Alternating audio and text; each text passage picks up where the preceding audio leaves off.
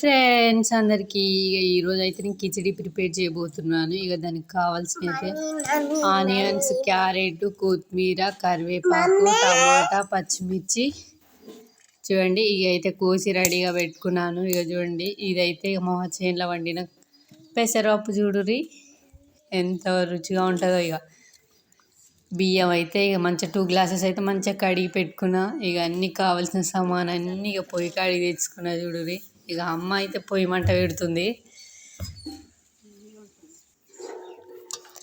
అమ్మ గిన్నె మసి అవుతుందని మంచిగా మట్టి బూడిద అయితే రుద్దింది చూడుర్రి. పొయ్యి మీద అయితే పెట్టిన కిచిడి తయారు చేద్దాం రండి. గిన్నె అయితే వేడైపోయింది. ఇందులోకి మన కిచిడికి కావాల్సిన ఆయిల్ అయితే పోసుకుందాం. నేనైతే 3 టేబుల్ స్పూన్ ఆయిల్ అయితే పోసుకున్నాను. కట్టెల పొయ్యి మీద కిచిడి అయితే నాకైతే చాలా ఇష్టం. కిచిడి ఎలా ఉంది అనేది చూద్దాం. ఆయిల్ అయితే బాగా ఎక్కింది. అందులో పచ్చిమిర్చి, ఆనియన్స్, దానికి కావాల్సిన క్యారెట్, టమాటా,